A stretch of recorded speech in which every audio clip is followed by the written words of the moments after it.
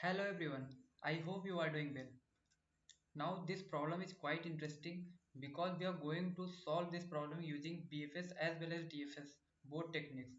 So the basic prerequisite of this video is that you should know basic concepts of BFS and DFS. But if you don't know, no worry, I will try my best to teach you in the way that you can easily understand. So let us start. तो question में हमें बहुत clearly mention है कि हमारे पास एक 2D grid दिया हुआ है जो कि तुम्हें दिख रहा है इधर, और बोला गया है कि an island is a four directionally collected group of ones not connected to any other ones, there are exactly two island in the grid. Simple सा मीनिंग है, आइलैंड की डिफिनेशन होती है कि किसी एक वन से स्टार्ट करो और चारों डायरेक्शन में मूव करो। ठीक है, चारों डायरेक्शन मूव करो, याद रखना कि ग्रिड के बाहर नहीं जाने चाहिए, ग्रिड के अंदर ही रहने चाहिए तुम, और वहां से जो भी सारे वंश को तुम विजिट कर सको। ठीक है, जैसे कि ये चारों डायरेक्शन से जब हम विजिट करना चालू करेंगे तो ये सारे आपस में एक कनेक्टेड कंपोनेंट बना लेगा। मतलब अगर इस वन पे मैं विजिट करता हूँ ना, तो यहाँ से मैं इन सारे वंश को विजिट कर सकता हूँ। तो मेरे पास एक आइलैंड ये हो गया, और दूसरा आइलैंड भी पक्के से होगा, और एग्जैक्टली दो आइलैंड होंगे। मतलब ग्रुप ऑफ कनेक्टेड वंस कितने होंगे, सिर्फ दो जगह प्रेजेंट होंगे। एक तो ये हो गया, और दूसरा खोजो कहाँ पे है, तो यहाँ पे। इसके पास और कोई वन है ही नहीं, तो ये इकलौता एक कनेक्टेड कंपोनेंट, दूसरा कनेक्टेड कंपोनेंट मतलब दूसरा आइलैंड हो गया।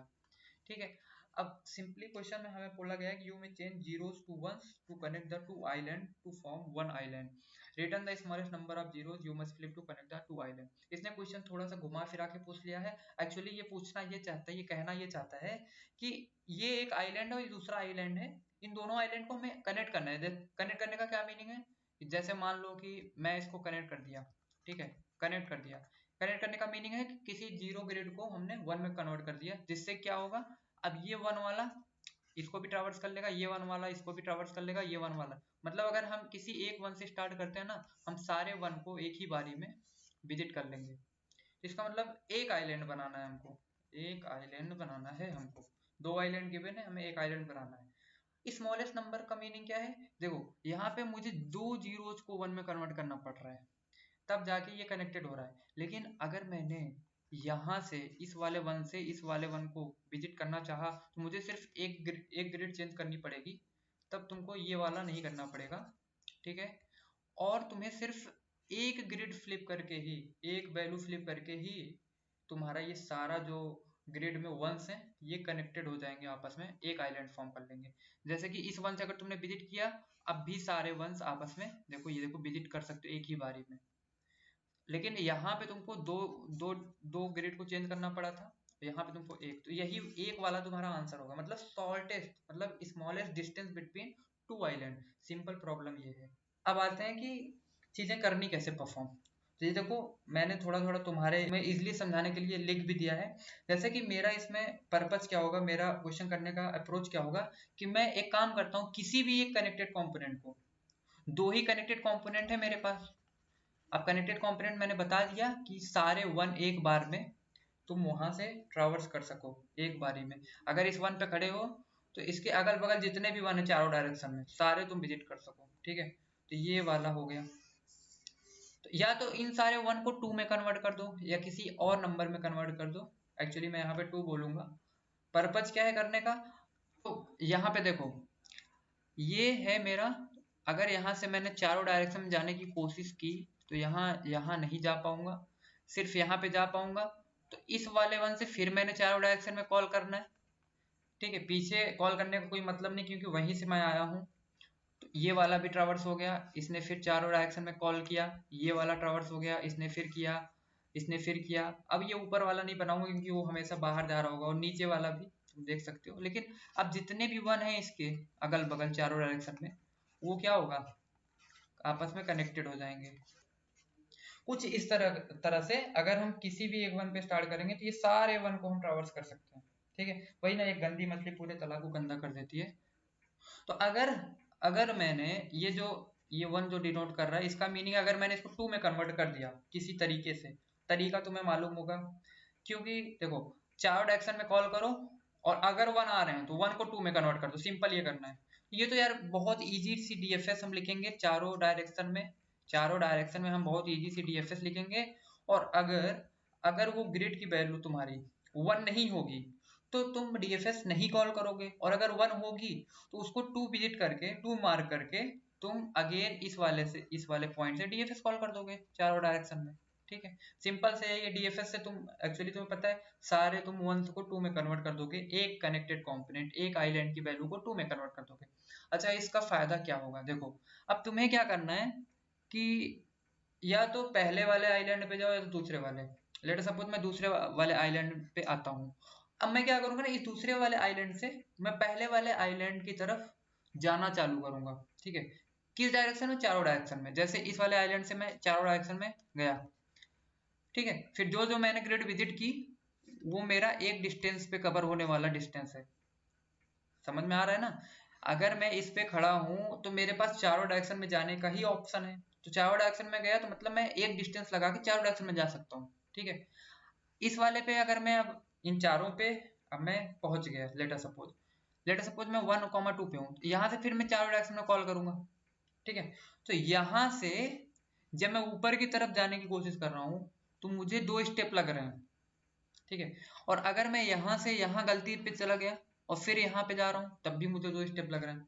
ठीक है, अब मैं मतलब किसी भी ग्रिड से कहीं पे जा रहा हूँ, मुझे 2 स्टेप या 3 स्टेप जितने भी लगे। बट यहाँ पे देखो, जब मैं इस वाले सेल पे विजिट कर रहा हूँ तो ये जस्ट दूसरे स्टेप में ही मेरा पहुंच जा रहा है दूसरे आइलैंड पे। तो इसका मतलब 2 स्टेप पे पहुंच जा रहा है। मतलब अगर एक को मैं 1 में चेंज कर दूंगा तो ये आपस में कनेक्टेड हो जाएंगे ना, क्योंकि दूसरे स्टेप में वो पहुंच रहा है। तो मतलब उसी जो दूसरा स्टेप है वो दूसरे आइलैंड पे पड़ रहा है, तो इन दोनों के बीच में ये जो एक होगा, अगर इसी को चेंज कर दूंगा मैं तो इसका मतलब है मेरा ये कनेक्टेड हो जाएगा। तो आई होप तुम्हें बहुत इजीली से अब डिटरमाइन कर लिया होगा तुमने कि पहले तो किसी भी एक आइलैंड के सारे 1 को कन्वर्ट कर दो 2 में। ठीक है, एक वैल्यू 2 में, जिससे कि हम डिस्टिंग्विश कर सके ना एक आइलैंड को दूसरे आइलैंड से। और फिर किसी भी आइलैंड से जिनको तुमने 2 में कन्वर्ट किया है उससे तुम दूसरी आइलैंड की तरफ आओ, या तो पहले वाले आइलैंड से दूसरी आइलैंड की तरफ जाओ, नो मैटर, क्योंकि तुम्हें एक्चुअली डिस्टेंस ही फाइंड करना है दोनों के बीच में। तो तुम्हें उसकी मिनिमम डिस्टेंस, जो मिनिमम स्टेप है वो रिटर्न कर देना है आंसर में, दैट इज योर आंसर। चलो एक बार करके देखते हैं हम लोग। देखो, सबसे पहले मैं क्या करूंगा, एक डीएफएस कॉल करना चाहूंगा। क्यों कॉल करूंगा? मुझे एक वंस कनेक्टेड कंपोनेंट जो है मेरे पास एक आइलैंड का, उसको मुझे सारों को, ठीक है, मुझे सारों को 2 मार्क करना है जिससे कि मैं डिस्टिंग्विश कर सकूं। अरे दोनों आइलैंड डिफरेंट है कैसे पता लगेगा? एक आइलैंड की वैल्यू मैं चेंज कर दे रहा हूँ, दूसरे आइलैंड वही रहने दे रहा हूँ, और 0 0 जहाँ पे है उसका मतलब समझ लो वहां पे वाटर है। तो देखो, अब मैंने चेक लगाया, डीएफएस कॉल किया, फॉर, सबसे पहले तो देखो फॉर लूप लगाया मैंने। ठीक है, फॉर लूप लगाया, आई इज इक्वल टू 0 से लेके आई लेस देन इक्वल रो तक, आई प्लस प्लस, और इसके बाद एक और किया, J is equal to 0, J less than call J plus plus. इसका क्या मतलब हुआ? मैं इस पूरी ग्रिड को ट्रैवर्स करना चाहता हूँ और इसके अंदर मैं एक चेक लगाऊंगा, if grid of I comma J is equal to 1, तो डीएफएस कॉल कर दो। ऐसा क्यों करना चाहता हूँ मैं? ग्रिड आई कॉमा जे, ऐसा मैं क्यों करना चाहता हूँ? देखो, जहां पे मुझे एक बार भी एक मिल जाए इसका मतलब वो मेरा पहला आइलैंड की कड़ी है। कड़ी मतलब वहां से मेरा पहला आइलैंड मैं पूरा ट्रैवर्स कर सकता हूँ। लेट सपोज वो 1, ये देखो ऐसे होता कुछ, मान लो यहाँ 0 0 0 1 0 0 0 0 0 1 0, ठीक है, ऐसे बहुत सारे होते, 1 0 0 0 ऐसे बहुत सारे होते। तो मतलब पहला 1 तुमको यहाँ दिख रहा है, तो इस 1 से अब तुम सारे 1 को देखो ट्रैवर्स कर सकते हो। ठीक है, तो इसलिए सिर्फ पहला 1 खोजो। डीएफएस कॉल सिर्फ एक बार करनी है फॉर लूप लगा के।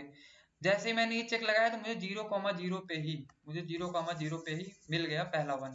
तो ठीक है, कोई बात नहीं, पहला 1 मिल गया। एक काम करते हैं, एक काम करते हैं कि इसको हम डीएफएस में भेज देते हैं। अब डीएफएस क्या कर रहा होगा?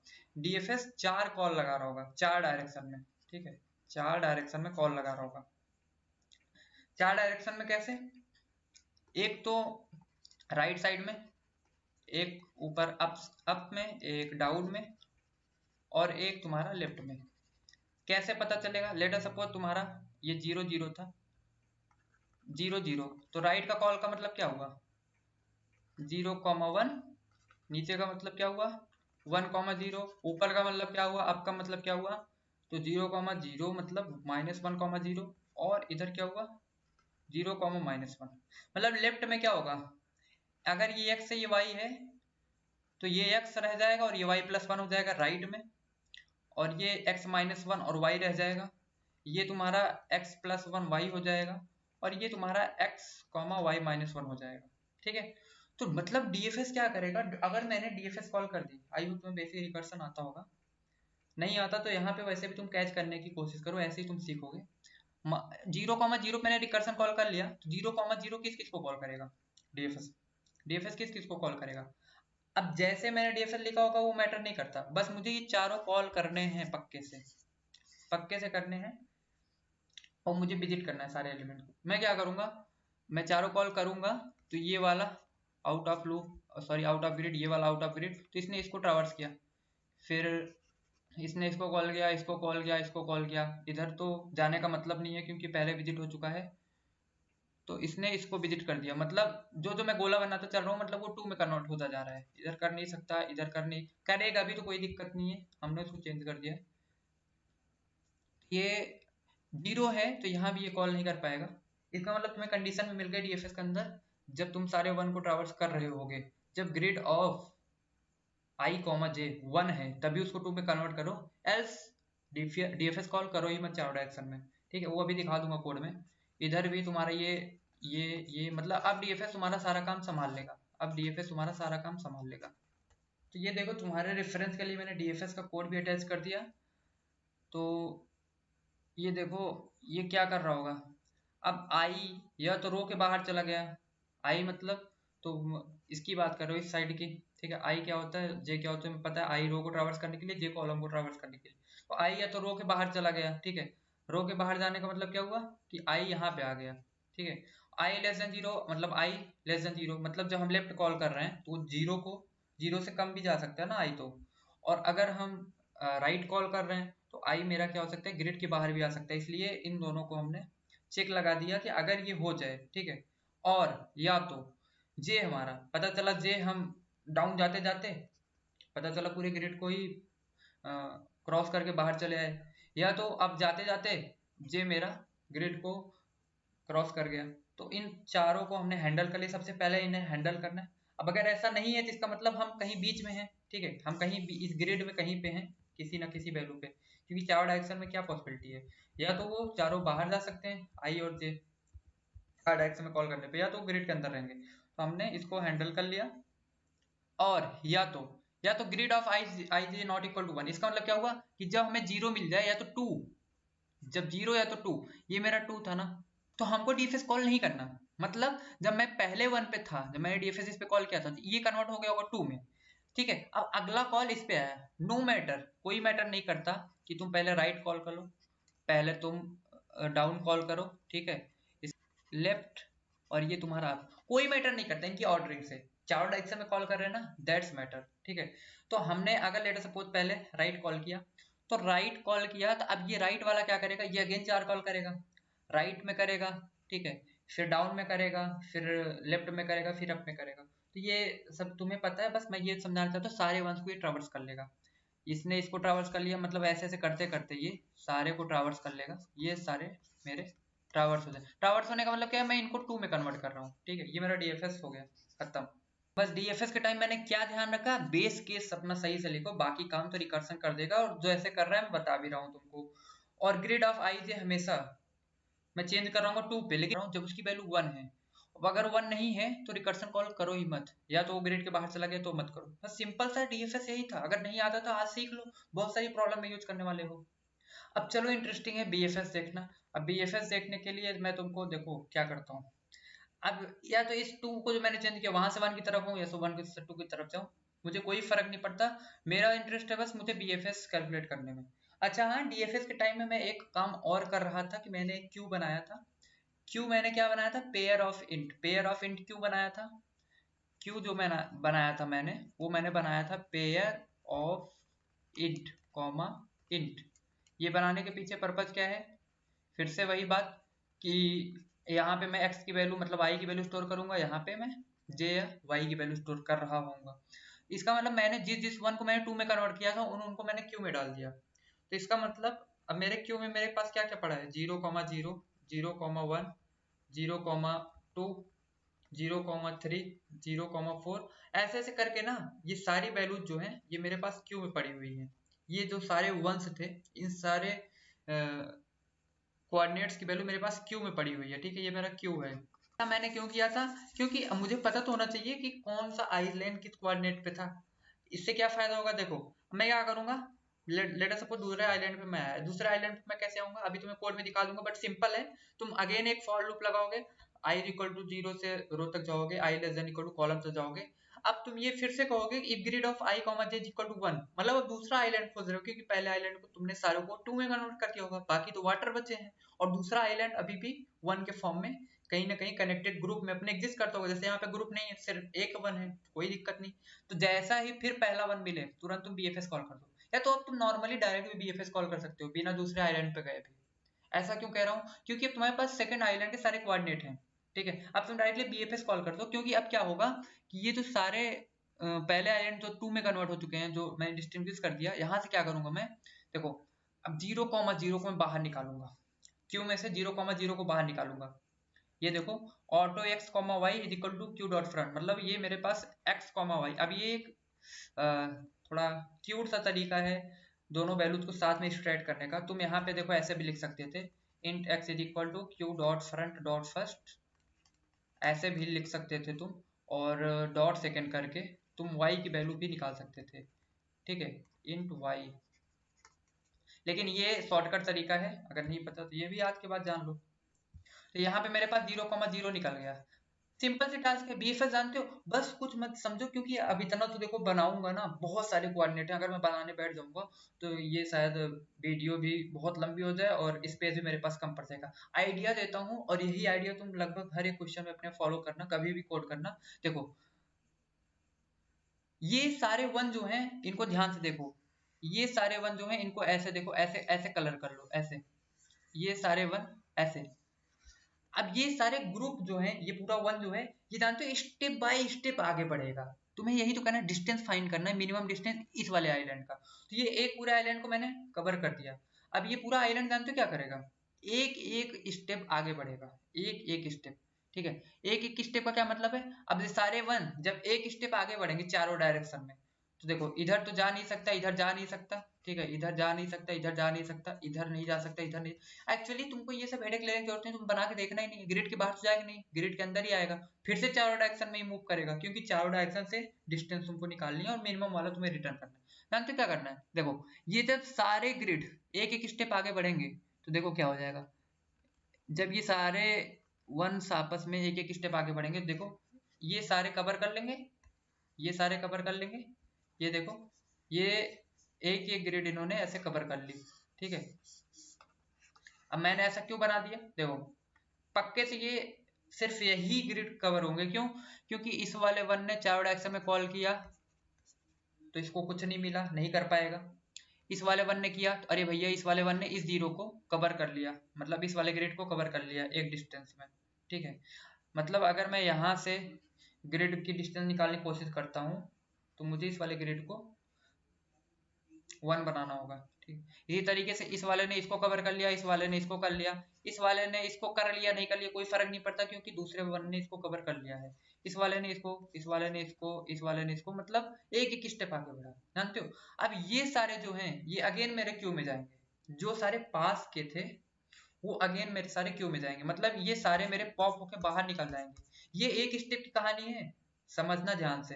इन सारे वंश के कोऑर्डिनेट को एक स्टेप जब आगे बढ़ाओगे, एक डिस्टेंस आगे बढ़ाओगे चारों डायरेक्शन में, ठीक है, तब की कहानी है। इसका मतलब क्यू में जितने ये सारे कोऑर्डिनेट्स है इनको पॉप जब करोगे और नए कोऑर्डिनेट्स जो मिलेंगे जहां से इनको चारों डायरेक्शन में मूव करने पे जा सकते हो, ठीक है। जैसे कि ये वाला नया मिल जाएगा कोऑर्डिनेट, ये नया, ये नया, ये नया, ये नया, ये नया, ये नया, ये नया, ये इनके अलावा कोई पॉसिबल नहीं है, क्योंकि बाकी तो बाहर निकल जाएंगे, तो उसको भी हैंडल करने का केस हमने लिख रखा है।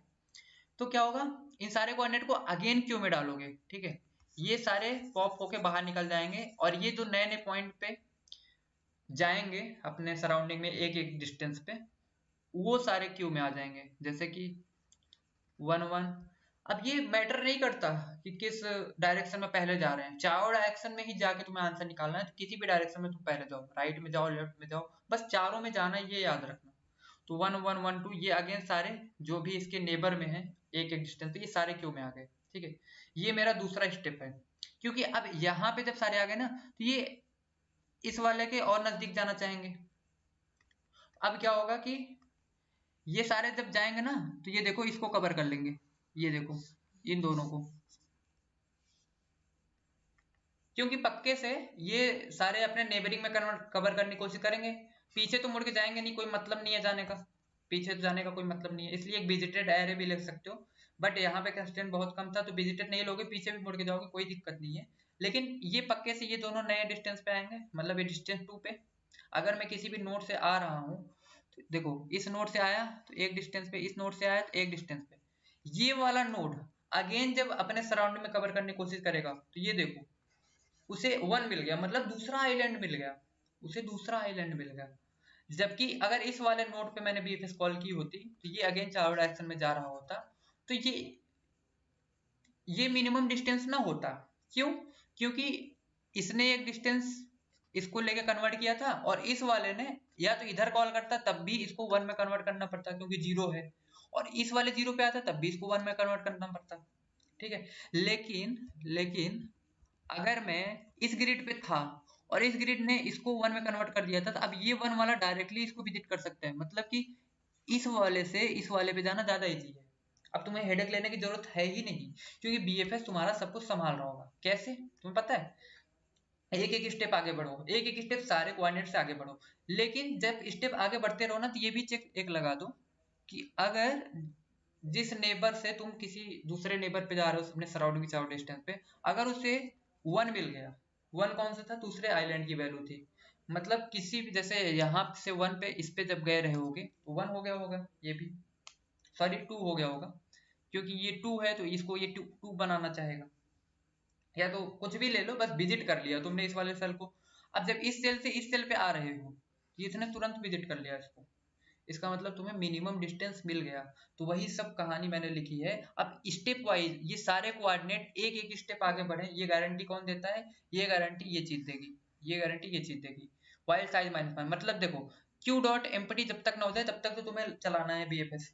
लेकिन साइज माइनस माइनस का क्या मतलब है?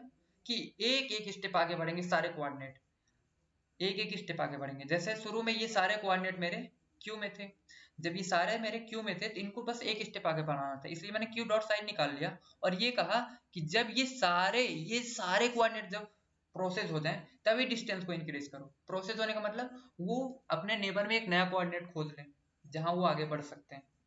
और वो काम कौन कर रहा है? वो काम यहाँ से हो रहा है। देखो जब मैंने स्टेप वाइज आगे बढ़ना चाहा तो साइज माइनस माइनस लिखा, जिस सारे कोऑर्डिनेट एक एक बार में प्रोसेस हो, और जब सारे कोऑर्डिनेट प्रोसेस हो जाए तब डिस्टेंस को अप करो। अब देखो मैं तुम्हें इसका फायदा बताता हूँ, एक एक स्टेप आगे बढ़ने से कैसे सिक्योरिटी से हमें मिनिमम डिस्टेंस वाला ही आंसर मिल रहा है। देखो पक्के से मैंने फिर से वही कहा, एक किसी वन को पकड़ लो, तो लेट सपोज मैंने इस वन को पकड़ लिया, एक बार डीएफएस कॉल कर दिया, अब ये पक्के से जितने भी इससे वन कनेक्टेड होंगे उन सबको 2 में कन्वर्ट कर देगा, ठीक है। 1 से ये जो है 2 बन गए। देखो अब एक एक स्टेप आगे बढ़ने पे क्या फायदा होगा? देखो एक स्टेप आगे बढ़ने का मतलब ये है ना कि ये सारे कोऑर्डिनेट क्या होंगे, ये जो भी सारे 1 से जो 2 में कन्वर्ट हो चुके ये सारे मेरे क्या होंगे? मेरे क्यू में पड़े होंगे सारे कोऑर्डिनेट। अब सारे कोऑर्डिनेट को एक साथ एक एक स्टेप चार डायरेक्शन में आगे ले जाओ, इसका मतलब ये है कि ये वाला सेल मेरा विजिट हो जाएगा, ये वाला सेल भी मेरा विजिट हो जाएगा। एक एक स्टेप की बात कर रहा हूँ, किसी न किसी एक ग्रिड की हेल्प से, मतलब एक वैल्यू जो जैसे ये वाला वन इसको विजिट कर लेगा, ये वाला वन इसको, मतलब इसके सराउंडिंग में जितने भी ग्रिड है इस 2 के बगल में, सारों को तुम कलर कर दो, इसका मतलब उसको हम अब एक स्टेप में कवर कर सकते हैं। ये देखो इसके अलावा क्या और कोई पॉसिबिलिटी है? और कोई पॉसिबिलिटी नहीं है। इसका मतलब सारे टूल्स के बगल में जितने भी ग्रिड थे उनको हमने कलर कर दिया। अब ध्यान देना, कलर करने का क्या मतलब है? कलर करने का मतलब है इसको हमने जो जो नया नोड हमने विजिट किया सराउंडिंग में उन सबको हमने अब अपने में मिला लिया है, मतलब उनको 2 बना दिया है, ठीक है। इन सबको मैंने 2 बना दिया है। सारे नोड अगेन मेरे क्यू में पड़े होंगे और पिछले सारे नोड पॉप हो गए होंगे, इसलिए वाइल साइज माइनस माइनस लिखा था कि पहले क्यू में ये पूरा नोड रहा होगा, इस पूरे नोड पॉप हो गया होगा क्यू से, तो ये सारे नए नोड आ गए होंगे। अब ये सारे नोड क्यू में है, अब ये सारे नोड एक एक स्टेप आगे बढ़ेंगे। जब ये सारे नोड एक एक स्टेप आगे बढ़ेंगे ना, ये देखो जितने भी सराउंडिंग में इसके हैं, जितने भी सराउंडिंग, किसी भी नोड के सराउंडिंग में कोई भी वैल्यू है, उसको क्या कर दो, उसको कलर कर दो। कलर करने का क्या मतलब है, ये दूसरा स्टेप है, और ये दूसरे स्टेप में इन सब ने अपने सराउंडिंग में जो विजिट किया उसको 2 बना दिया। ठीक है, अब देखो, इसीलिए मैं कह रहा हूँ ना, तुम्हें दिक्कत नहीं होनी चाहिए। अब इसने, सॉरी, इसने इसको भी कलर कर दिया होगा, इस ग्रिड को, और इसने इस ग्रिड को भी कलर कर दिया होगा। अब देखो, कोई भी नोड है वो एक एक स्टेप आगे बढ़ रहा है, तो वो मिनिमम डिस्टेंस में नेक्स्ट आइलैंड को विजिट कर ही लेगा। कैसे? अब वही है, अगर मैं तुमको अभी करके दिखाया तुम्हें नहीं समझ में आया था, लेकिन अब देखो, अब ये सारे नोड फिर से एक एक स्टेप आगे बढ़ेंगे। ऐसा नहीं है कि ये नोड आगे बढ़ेगा फिर ये बढ़ेगा, हाँ बढ़ेंगे ऐसे ही, लेकिन मैं इन सबको प्रोसेस करके डिस्ट की वैल्यू बढ़ा रहा हूँ। तो मैं डिस्ट की वैल्यू बार बार इंक्रीज कर रहा हूँ, वो जब इन सारे नोड को प्रोसेस कर ले रहा हूँ, सारे कोऑर्डिनेट को, तभी मैं डिस्ट की वैल्यू बढ़ा रहा हूँ। ठीक है, इसलिए जब मैं इस वाले नोड से इस वाले नोड पे जा रहा हूँ ना, तो मैं डिस्टेंस नहीं इंक्रीज कर रहा हूँ। डिस्टेंस जो अभी तक था, मतलब 2 स्टेप में इस वाले के, ये जो पूरी पोजीशन है ये 2 डिस्टेंस पे कवर हो सकती है। अब यहाँ से जो भी आगे बढ़ोगे वो तीसरे डिस्टेंस पे कवर होगा। तभी तो मैं कह रहा हूँ डिस्ट प्लस प्लस कर रहा हूँ, जब ये सारे कोऑर्डिनेट प्रोसेस हो रहे हैं। ऐसा नहीं है कि इस पर्टिकुलर नोड पे हो, यहाँ पे आए तुरंत डिस्ट इंक्रीज होगा, यहाँ पे हो, यहाँ पे आए डिस्ट इंक्रीज होगा, नहीं, ये सारे कोऑर्डिनेट प्रोसेस होने के बाद डिस्ट इंक्रीज हो रहा है। लेकिन जब मैंने देखा जब ये सारे कोऑर्डिनेट अपने आगे बढ़े एक एक स्टेप चारों डायरेक्शन में, तो वो इधर ही बढ़ पाएंगे, ये देखो इधर ही बढ़ पाएंगे इसी ग्रिड में। लेकिन अब मेरे पास एडवांटेज ये है ना, मेरे पास एडवांटेज ये है, जब मैं नए कॉलम पे जा रहा हूँ, न्यू रो और न्यू कॉलम पे, डायरेक्टली मैं वैल्यू चेक कर ले रहा हूँ। अगर वो नए आइलैंड दूसरे आइलैंड को विजिट कर दे रहा है कोई भी ग्रिड, तुरंत मैं रिटर्न कर दे रहा हूँ, क्योंकि अब मुझे मिनिमम डिस्टेंस मिल चुका है। इसका मतलब सारे ग्रिड किसी भी पोजीशन पे, सारे वंस में किसी भी पोजीशन पे, जो 1 2 में कन्वर्ट हो चुके हैं, वो किसी भी पोजीशन पे जब वो एक एक स्टेप आगे बढ़ेंगे ना, तो वो जब दूसरे आइलैंड को टच करेगा तो मिनिमम डिस्टेंस पे ही टच करेगा, क्योंकि पूरे नोड के प्रोसेस होने के बाद ही हम डिस्टेंस को इंक्रीज कर रहे हैं। ये एक बहुत ही प्यारा कॉन्सेप्ट है, बहुत ही हेल्पफुल है। तुम्हें बार बार मिनिमम डिस्टेंस कैलकुलेट करने की जरूरत नहीं है। कंपेयर कर करके तुम एक पूरा स्टेप आगे बढ़ते रहो, मिनिमम डिस्टेंस में ही वो टच करेगा दूसरे आइलैंड को। तो जब मैं अब इसके अंदर आया, तो अब ये जो मेरे एक प्रोसेस में मैं जो, सॉरी, जब एक बार में जो मैं प्रोसेस कर रहा हूँ सारे कोऑर्डिनेट को, उनको मैंने इधर एक्सट्रैक्ट करना चाहा, तो उसके अंदर बहुत सारे कोऑर्डिनेट हैं, 0 0 0 1 0 2 0 जो बहुत सारे हैं। तो लेट सपोज मैं 0 0 को एक्सट्रैक्ट कर लिया। अब 0 0 से मुझे चारों डायरेक्शन में जाना है, चारों डायरेक्शन में जाना है, तो ये एक छोटी सी अगेन एक ट्रिक है, ट्रिक कह सकते हो, कुछ भी कहो, बस तुम्हें चारों डायरेक्शन मूव करना है। तो मैंने एक डायरेक्शन नाम का वेक्टर ले लिया। ये एक्चुअली क्या कर रहा है, देखो, ऊपर जाते हो क्या होता है, यहाँ 0 0 रहता है, यहाँ यहाँ जाते हो तो 0 1, यहाँ जाते हो तो 1 0, यहाँ जाते हो तो क्या होता है -1, और ऊपर जाते हो तो क्या हो जाता है तुम्हारा -1 0। तो बस मैंने ट्रिक लगाया। कुछ लोग इसको वेक्टर ऑफ पेयर में भी स्टोर कर लेते हैं। वो क्या करते हैं, -1 0 को स्टोर कर लेते हैं, 0 1 को स्टोर कर लेते हैं, 1 0 को स्टोर कर लेते हैं, और 0 -1 को। ठीक है, इसको एक्स वाई कह देते हैं, इसको एक्स वाई, इसको एक्स वाई, इसको एक्स वाई, इसको एक्स वाई।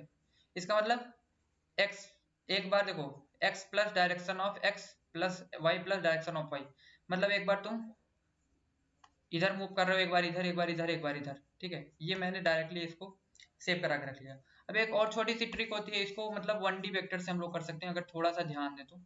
और हमें ध्यान क्या रखना है, देखो ये साइकिल बन रहा है। साइकिल कैसे बन रहा है, देखो, -1 0 0 1, ठीक है, 1 0 और 0 -1, मतलब हमने डायरेक्टली अगर -0 1 0 -1 सेव कराया, तो ये देखो जो मैं पेयर बना के अलग से रख रहा था उसको मैं ऐसे एक्सेस कर सकता हूँ। अगर इस पे स्टैंड कर रहा हूँ तो उसके +1 करके मुझे y कोऑर्डिनेट मिल रहा है। अगेन मैं अगर इस पे स्टैंड करता हूँ x के लिए, तो +1 करके मुझे अगला कोऑर्डिनेट मिल रहा है। ठीक है, तो ये साइकिल फॉर्म हो रहा है, तुम्हें दिख रहा होगा। और फिर मैं अगर यहाँ पे स्टैंड करता हूँ तो 1, मतलब जिस इंडेक्स पे हूँ उसका +1 करके मुझे y वाला मिल जाता है, ये देखो। और अगर मैं इस पे हूँ तो जस्ट +1 करके मुझे अगला कोऑर्डिनेट मिल जाता है। इसलिए मैंने ये 1D वेक्टर में डायरेक्शन स्टोर कराया। और बस मैं ये न्यू x न्यू y में क्या कर रहा हूँ, अगर मैं किसी सेल पे खड़ा हूँ तो उसके चारों तरफ जाने की कोशिश करना चाहता हूँ। और करने के साथ में मैं क्या चेक लगाऊंगा, अब ये सिंपल BFS है।